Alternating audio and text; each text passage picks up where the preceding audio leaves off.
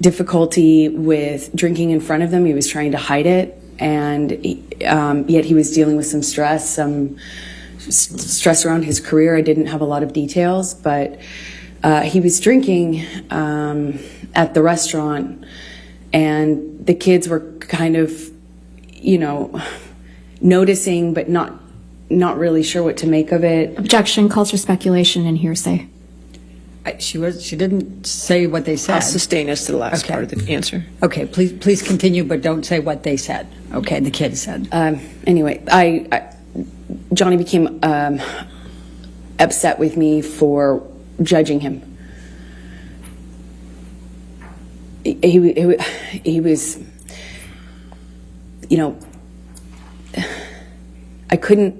it was like I couldn't win if I didn't do anything, if I didn't say anything to him about the drinking, if I didn't acknowledge it, it got worse. If I did acknowledge it, it was my fault and I was nagging. And I get it, I wouldn't like to be told what to do either, but it made him really angry, and the kids were on this press tour, and I was just concerned about them. I was concerned about them hearing us.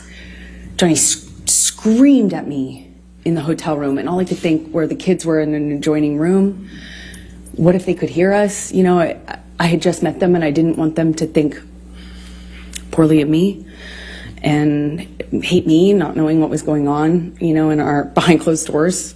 I remember it was name calling, and he eventually passed out. Do you recall what names he called you? Do you recall what he said? I heard at this time nagging bitch all the time. Called me a cunt. He even said that he made a mistake with me, and then he didn't want to, that when we touched back down, he'd get rid of me and I'd go back to, he said some disgusting things to me. I don't know if I need to repeat it. Okay, let's go. Michelle, can you bring up Defendant's Exhibit 1090? You indicated, I think, that he passed out at the end of that. Did you take this picture? I did. Okay. Your Honor, I'd like to move the admission of Defendant's Exhibit 1090. No objection, Your Honor. Thank you. 1090 in evidence. You can publish.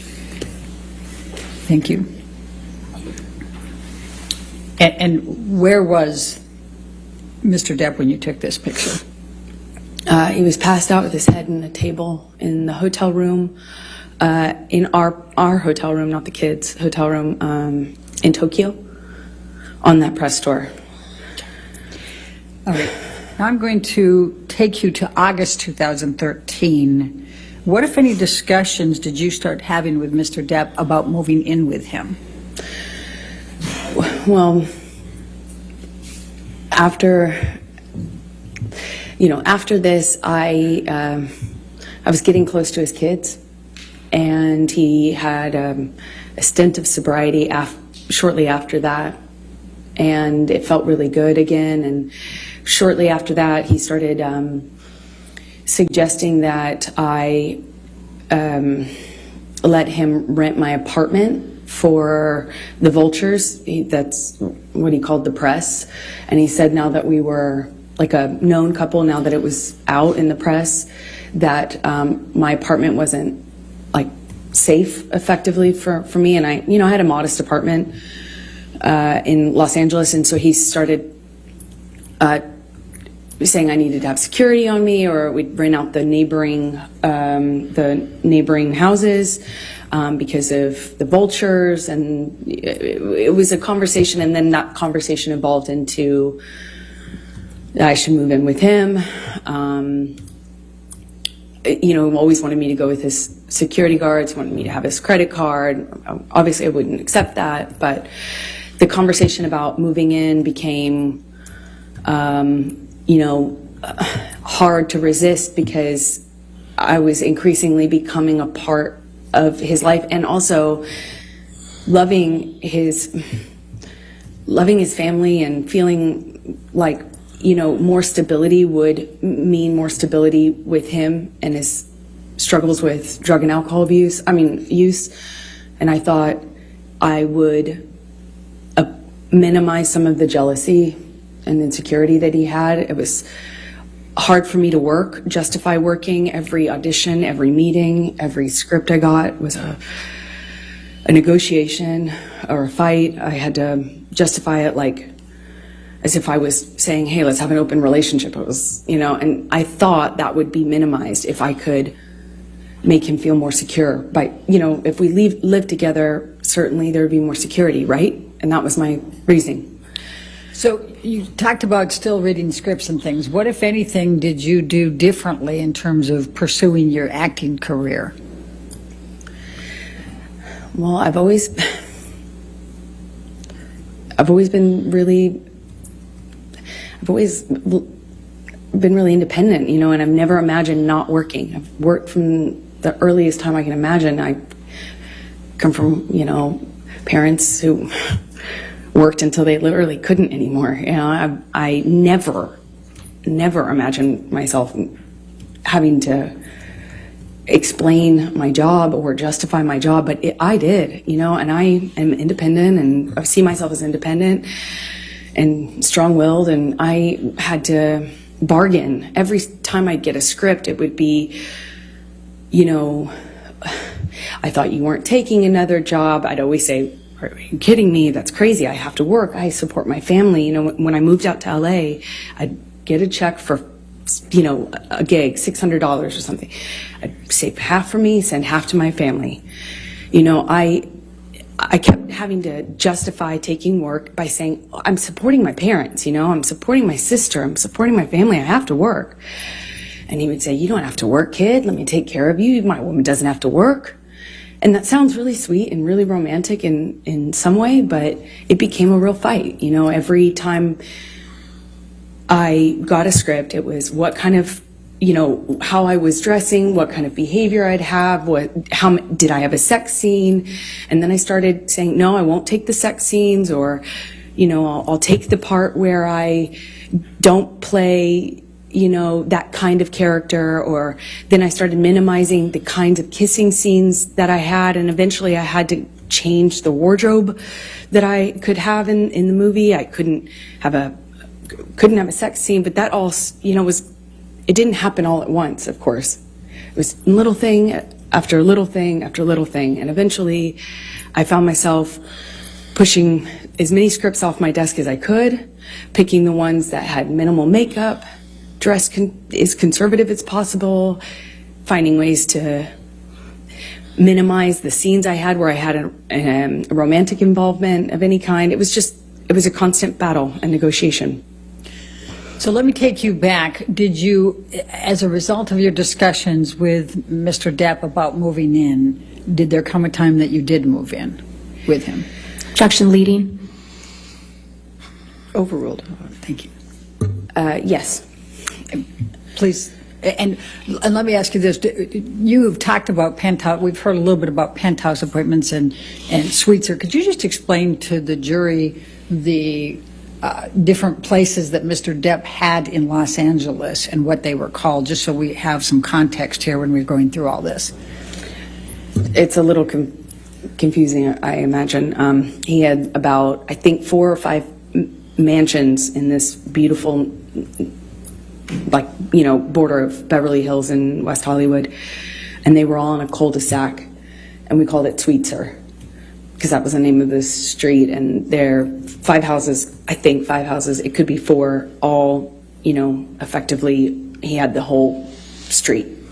Then he had about 5 penthouses downtown on the same floor of the Eastern Columbia building, which you've heard about, the ECB. And Sweetser was, Johnny's kingdom. One of those houses was like a whole house was his man cave. It was a studio, and it was where he made music and hung out. And we spent some time in there, but that was effectively Johnny's, place. And then there was the downtown places, and they were effectively empty save for some furniture and one of Johnny's friends, Isaac, who you met. And he lived there some point before Johnny and I eventually decided to move in together. Let me just stop you there. I just want to make sure we're clear. Are we talking about the penthouses or are we talking about suites here? For where Isaac lived in the penthouses. Okay. The rest of them were pretty much empty. And my best friend, who I was very, very, very, very close to, went through a breakup, and he very kindly insisted on moving her into this penthouse. And of course, she said no for the first few times, but he insisted and said they were empty and he would love to have her move down there. And he very kindly moved my best friend downtown. Problem is, Rocky? Yeah, Rocky Pennington. But the problem is it's like 30, 45 minutes from West Hollywood, where my place was, which we call Orange at the time. Okay. So when did you move into the penthouses? Shortly after he moved Rocky, my best friend, into the penthouse. So she was in one of these empty-ish apartments, and somewhere around that time, I think it took me some time, actually, but after that, I eventually agreed to move in with him and give up my place, although that made me pretty nervous, to be honest. But we were in this relationship that was very serious, and we were constantly traveling. Also, as another part of it, is we were in LA for a matter of days or weeks. I'd go do a job, he'd go do a job, I'd come back for a photo shoot or a red carpet, go on a location, go visit him on a location. And there was an incredible amount of travel and movement. So we weren't really, again, living the day-to-day that you might normally with a partner, you know, where you have a home and you move in together and you have one home. We didn't have that. It was Okay. very different. I'm going to take you to September of 2013. What were you filming at that time? London Fields? Yes, that's right. Okay. I was filming London Fields. I just started. All right. And did there come a time that you became engaged to Mr. Depp? Well, yeah, it was difficult because in that role was a very difficult role. I mean, every time, every scene that involved sexuality or romance was like, I'd look at that on the page and it felt like I'd feel my gut tighten because I knew it was going to be an issue. But Johnny dropped me off. I gave him the script. I sent him pictures of what I was wearing in my wardrobe fittings. I sent him everything. I shared my script with his team, and the fighting eventually kind of minimized. It was clear I was going to do this job, and I told myself I had to do this job. And Johnny had to go to London, I think, for some pre-production stuff for a movie he was going to do a smaller part in. I think it was called. I think this was Into the Woods, is my best guess. So he dropped me off in London, and when he dropped me off in London, we had a few days at this hotel that we first, consummated our relationship in, as when we were on the London press tour, and our relationship developed. That was the same hotel, and we were in this same room, which is Johnny liked to be in the same room. And it was really sweet. He got down on one knee and said, "I want you to be my girl forever, my woman, my girl. I want you to be the rest of my life. Say yes to me." He said he wanted to spend every day.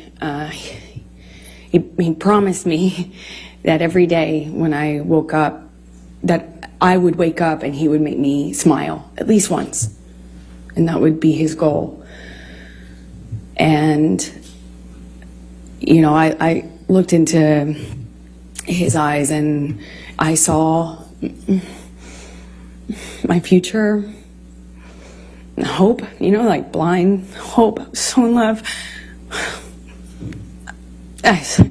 It was one of the most, I can't describe that kind of joy, I thought, if we were married, then this is real. This is real. This isn't a thing of, this isn't chaotic and this will change. I had so much hope in that moment. And I just said to him over and over again, are you serious? Are you real? Are you serious? Are you sure? Because he didn't have a ring. So I thought, is this an impulse thing? My experience, Johnny, could be very impulsive. And he said over and over again, be my woman forever. I want you to be my wife, my wife, my wife. I, of course, cried, and we had a wonderful evening, and he left shortly after, and I was, like, the next day I had to go to work, and I couldn't tell anyone, and I wasn't sure. Part of me was worried that he didn't mean it, or that he wasn't sure. I just didn't want it to be an impulse thing, so I didn't want to mention it. I want to bring it up. I didn't want to. And I kind of felt, I walked around for a few days like I had butterflies under my skin.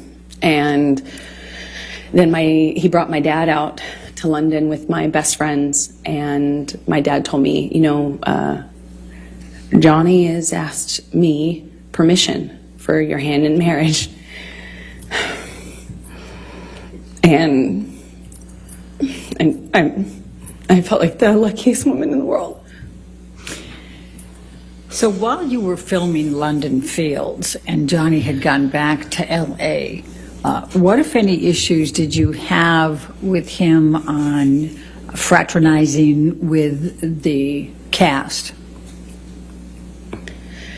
I'm going to ask, Michelle, can you pull up Defendant's Exhibit 188, please?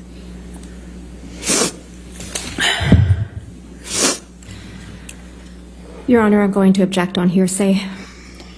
Your Honor, I'm going to, let's pull up 188A. I've redacted everything but what Mr. Depp says. All right, let me just on take a look 188A. at 188A. That's submission against interest.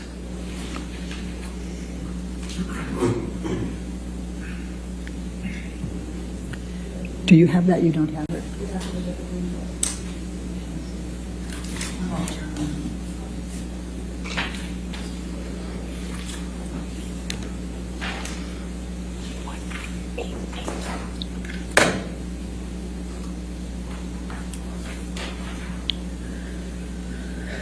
Give that a minute. While they're working on that, can you tell us what transpired between you and Mr. Depp when you wanted to do something with a cast member? So, as I said, he came to London for his own work and also dropped me off in London, where I had to be for a few months to film this movie. And he asked me to marry him. He brought my best friends and my dad out. They left. And shortly after they left, my co-star, one of my co-stars, invited me to go to a concert with him and some of the cast to kind of break the ice, and I'd be working with them for the next few months.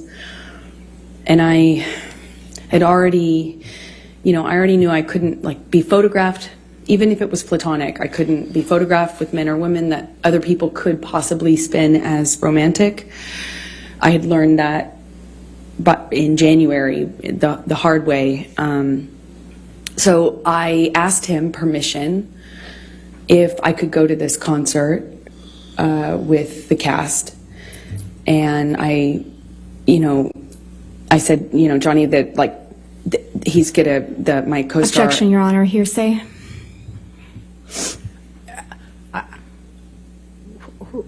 Don't tell us what the co-star said. Just tell us what your communication was with Mr. Depp. Objection, hearsay. Her communications are hearsay. I'll sustain the objection. I'm not sure I understand